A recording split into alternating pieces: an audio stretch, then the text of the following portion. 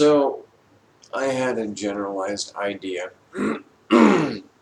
about lightsabers, and I decided to share. I like Star Wars, I like Star Trek, I like Stargate, the 3 stars, the Star Trifecta. Don't get me started on Battlestar Galactica, because, first of all, star is not the first part of the name. Star Wars, Star Trek, Stargate. Battlestar Galactica. Don't get me wrong, there are things from Battlestar Galactica I do like. Don't get me wrong on that. But if we're talking about the Star Trilogy, or rather the Star Trifecta. So, I like a lot of Star Wars as well. And I've been doing a lot of thinking about lightsabers. And don't get me wrong, I actually do want a lightsaber. I am waiting until a lightsaber meets my requirements before I throw more money away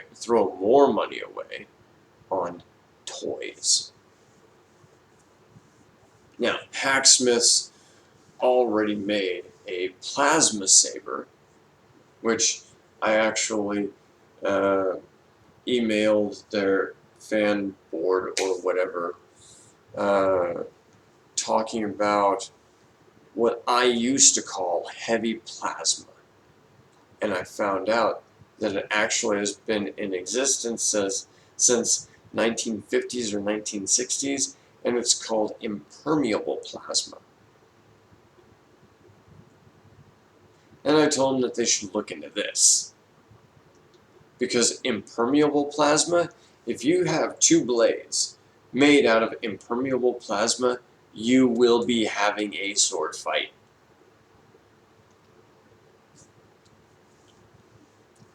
I also have some additional ideas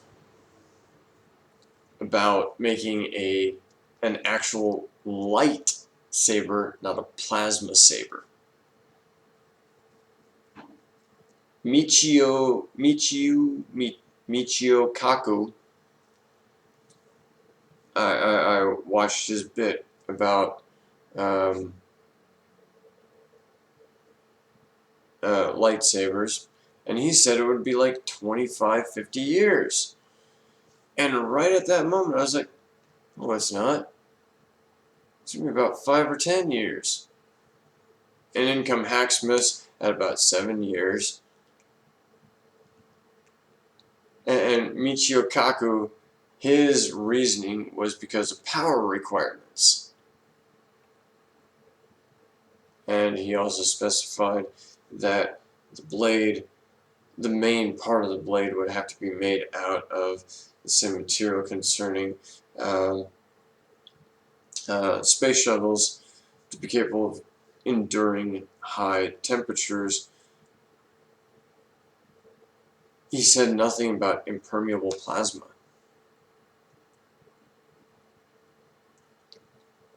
Which really ticks me off. He's a scientist. He should know about impermeable plasma. And it was after watching that I came up with this idea of heavy plasma. And it wasn't until years later that I was like, that I started doing some research into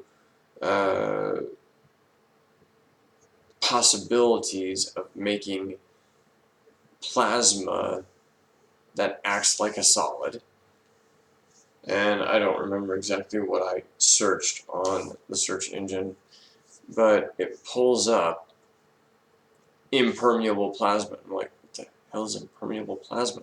So I do a quick search on it, and I'm like, oh my god, what I was thinking about so many years ago already existed back in the 50s or 60s, something like that.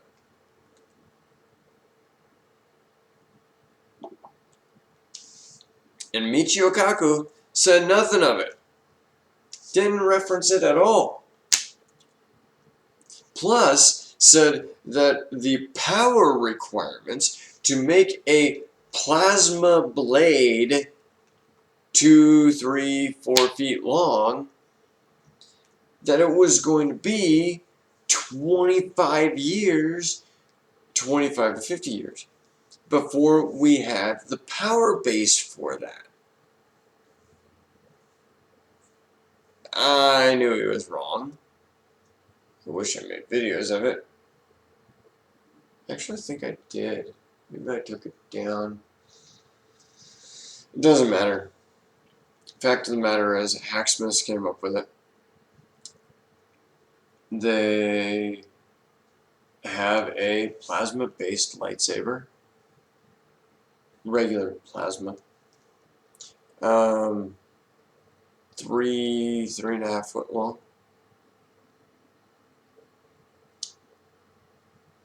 It's a pretty nice weapon.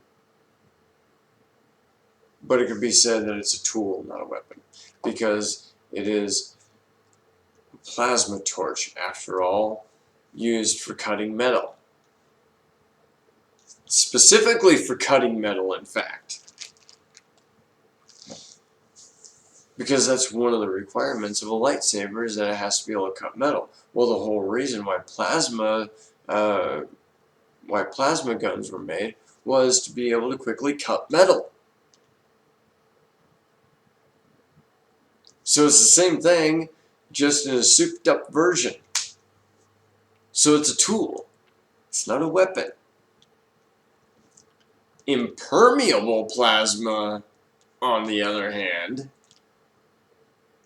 if you made a lightsaber out of impermeable plasma, I don't know if that could be constituted as a tool. That's straight up a weapon.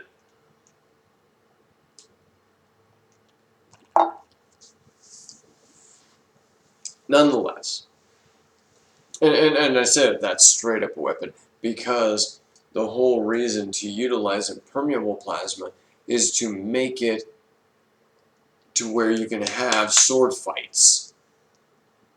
If you have two impermeable plasma-based lightsabers, the whole purpose to have them is to have sword fights. Nothing else. There's no other reason that I know of immediately to use impermeable plasma. It is a weapon. Now, that being aside from the point, back to the actual issue. I've been doing a lot of thinking about lightsabers. I like lightsabers. I like the idea of lightsabers.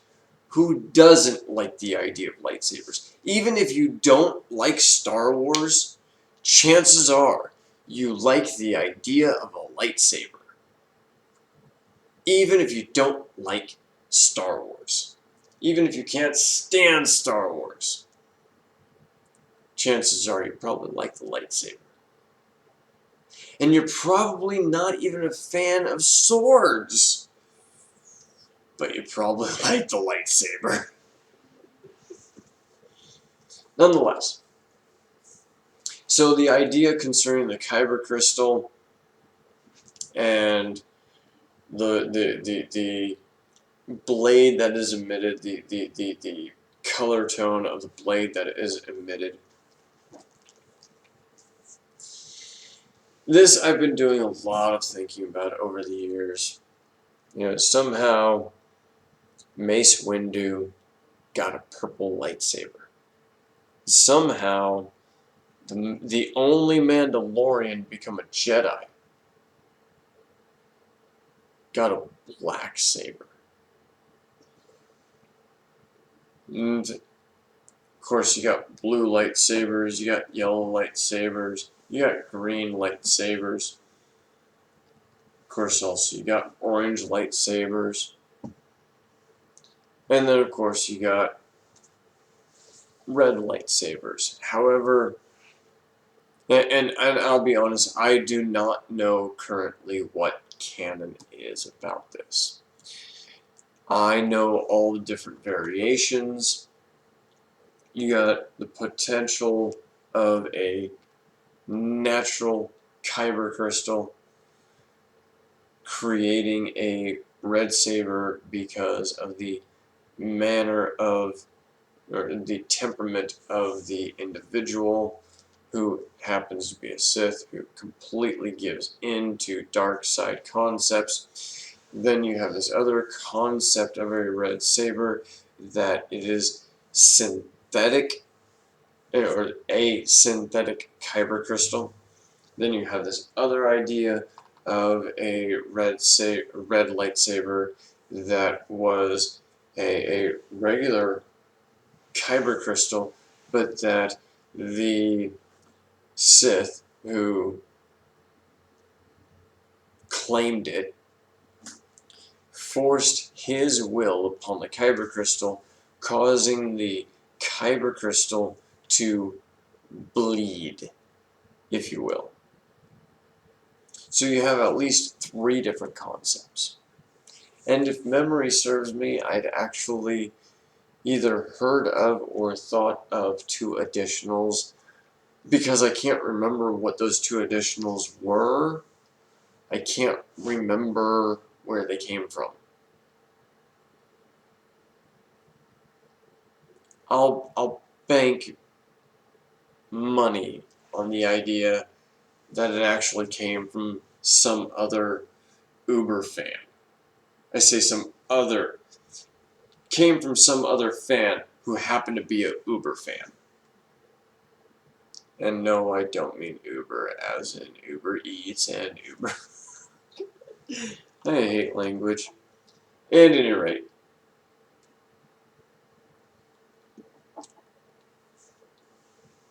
you see, when it comes to Star Wars, I take in information. I rarely come up with my own information. I take in information. There is definitively one concept that I came up with concerning my own. And I'll get to that because it actually works within this scope. So, the colors of the lightsabers. And there's been a lot of question about how the black saber was produced. And to my understanding, as of this point in time, there is no canon explanation. I would like to present an idea. You have the 3 main primary colors, and they're primary, I don't know why they're called primary, other than the idea that as far as art is concerned, you can use these 3 colors to make every single color in existence. Red, blue, yellow. However, I've heard some people saying red, something in green. I'm sorry, but green is one of the secondary colors, at least as far as whenever it comes to paints and art. When it comes to art and paints, you have 3 primary colors: red, blue, yellow. You have 3 secondary colors: orange, purple, and green. And then it just trails into ungodly madness from there.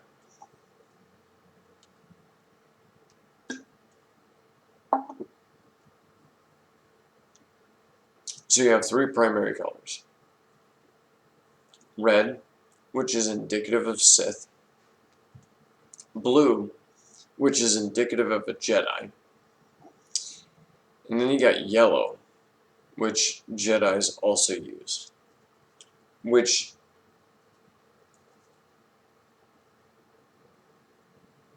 generally tend to be guards. But out of all honesty, it would be far better if it was generally utilized as gray Jedis, or as gray Force users. Because then it would be a nice go-between. But I can understand definitively why this concept isn't utilized. But then, nonetheless, then you have green, which is also definitively Jedi. And then you have orange, which, yeah, I don't know about. It seems like the only thing that is definitively Sith is red. But then you have, at least in Legends, and I don't know if Disney is accepting this particular Sith Lord, but there was a Sith Lord that used a blue lightsaber. And I don't have, like I specified already, I'm not an uber fan of the stuff. I'm a fan of the lightsabers. I'm a generalized fan of Star Wars. I watch the movies. I watch the series.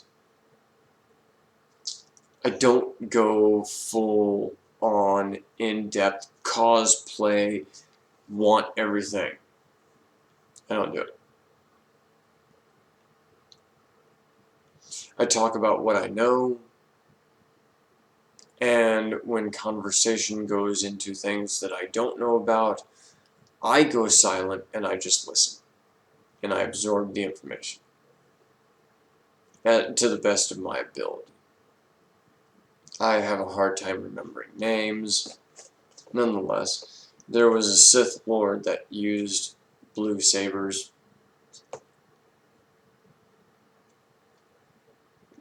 He was once a Jedi, if memory serves me. It becomes very intriguing in and of itself because we see Darth Vader just after him becoming Darth Vader, just after he was taken as an apprentice, going into the Jedi Temple.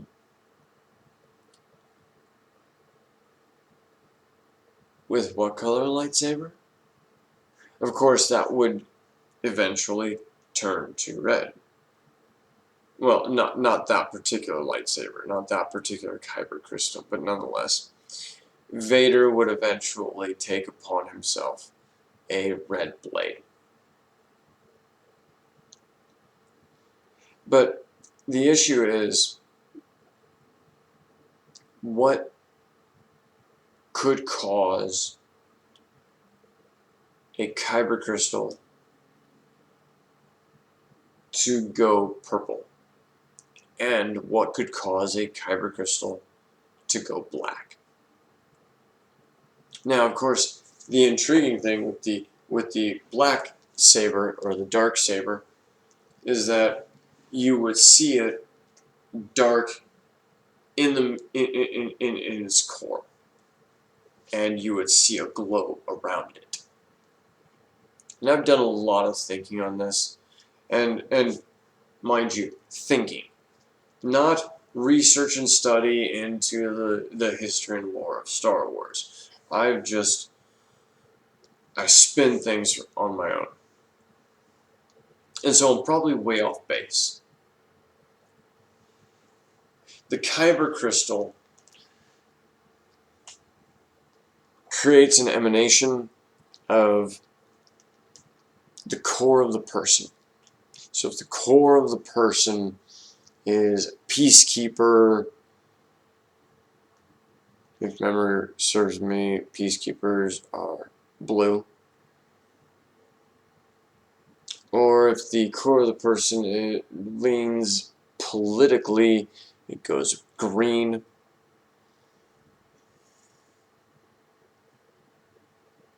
If the leaning goes towards the idea of law, order, and protection, something along those lines, it goes yellow. So what would make Mace Windu's blade go purple? A mingling of blue and red. Well, maybe when Mace originally picked up this particular kyber crystal that he used, from the point that he picked it up until he first ignited that saber, maybe his entire intention wasn't to be good, wasn't to be a peacekeeper. Maybe his entire intention was to be the middle ground of the light and dark side of the Force. His intention was to be that middle ground.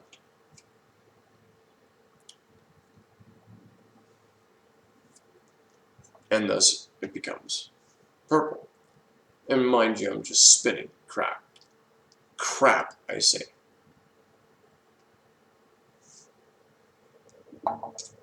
So maybe, with the Mandalorian, when he initially got his first, or when he initially got that kyber crystal, maybe he had a whole bunch of guilt within himself. He had a whole bunch of guilt viewing that his core was evil, but he was going to do everything in his power to change that and be good.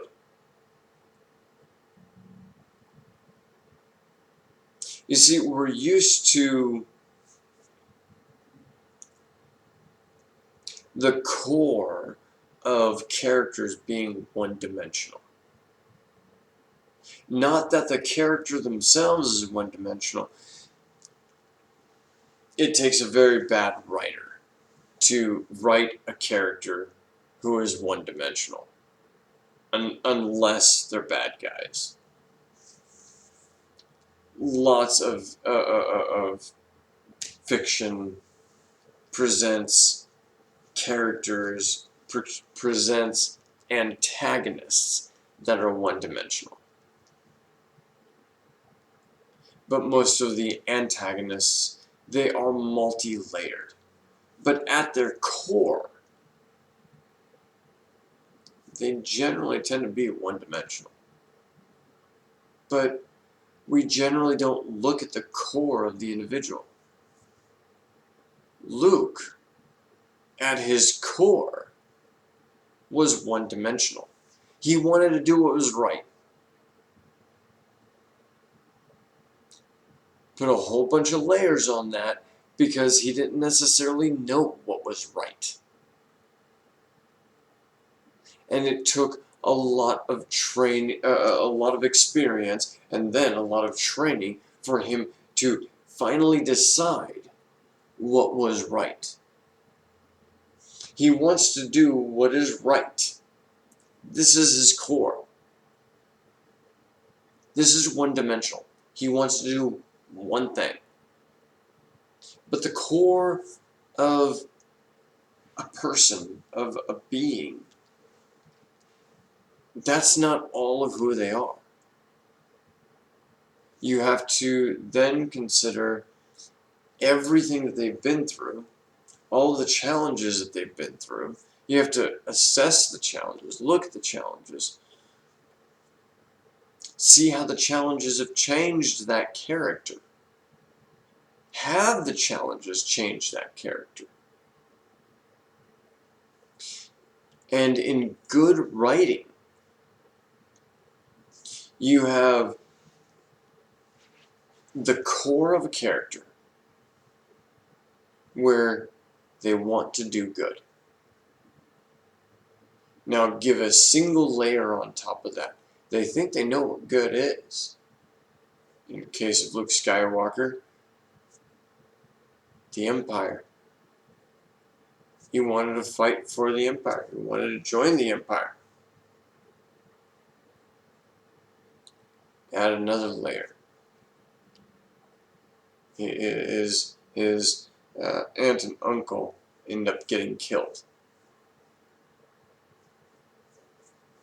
And Obi-Wan says that it was Imperial stormtroopers. Oh.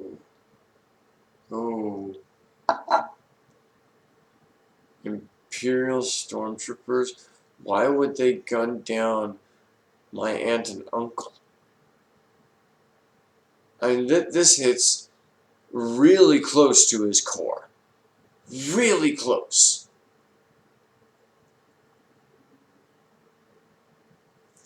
And then, of course, you add layer upon layer, and you can, if you are very careful and analytical on all of it, you can see all the layers building up. And then it comes to a point where he's fighting with himself. And of course, there's also the whole concept of the hero's journey, where the individual is confronted with a challenge and eventually learns to overcome that challenge. But the way that it's always been presented to me about the hero's journey is learning new abilities, and those abilities being challenged, and then learning to overcome those challenges. Where I think the hero's journey, comparatively as to how it's been explained to me, in other words, what I'm about to explain might actually very well be the true understanding of the hero's journey. It's just never been explained that to me.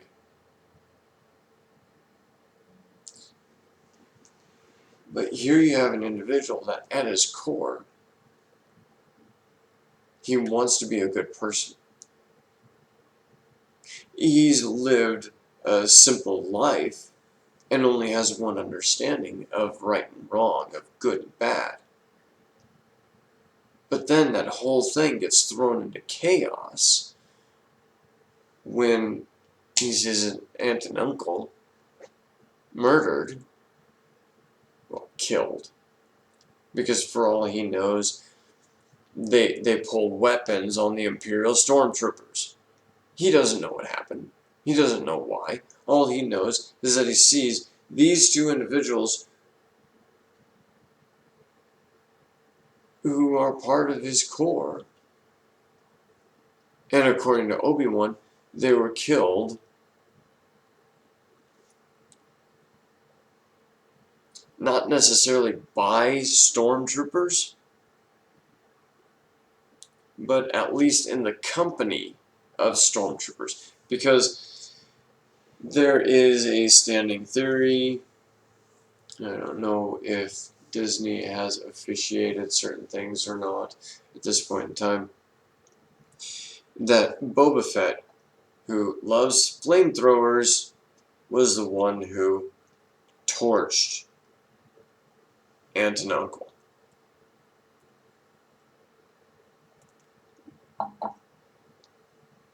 Nonetheless, I am trailing a little bit too far off the base. But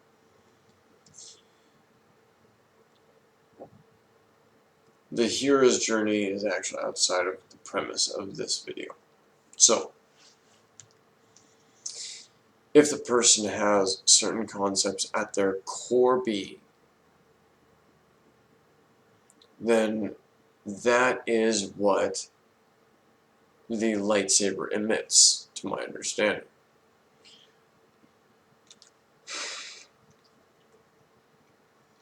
So what if the Mandalorian honestly believed at his core that he was evil, dark, black, and twisted,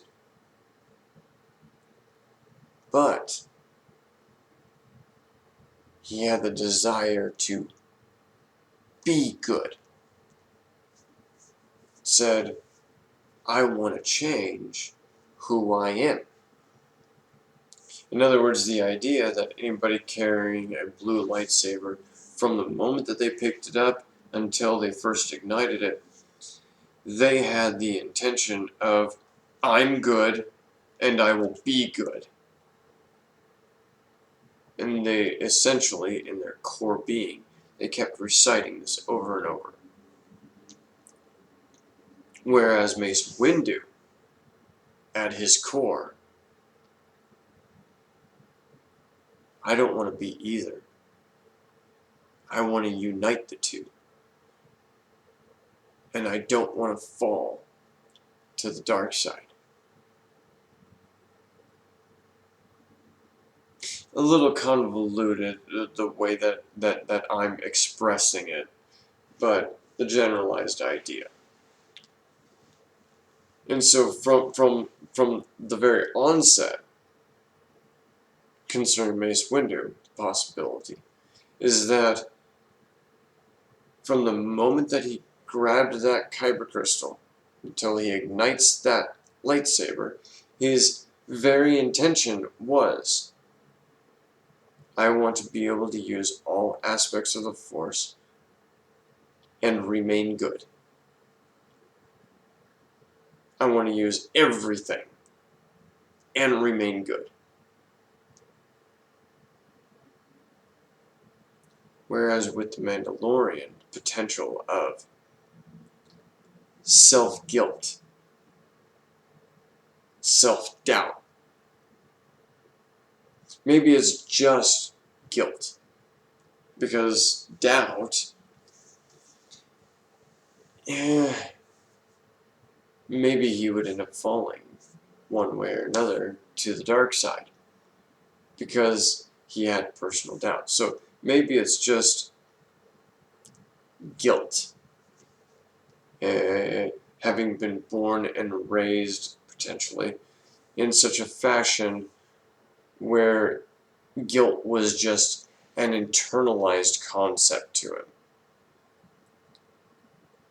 And he wanted to be better. And this being the idea of his core being, which got expressed in the dark saber. The scenario is the factor that you have to think up conditions that are unique for only one individual, whereas all of these other characters are, at their core, one-dimensional. They want to be, and there's no conflict in that core. But if there is a conflict in that core, then it causes a conflict with the kyber crystal. This is just my 2 cents. This is an idea that I came up with while thinking about trying to come up with an explanation as to why there is a darksaber and why nobody else has ever created it. Maybe because everybody else who has ever created a lightsaber, they weren't internally at their core conflicted with themselves. That's my thought.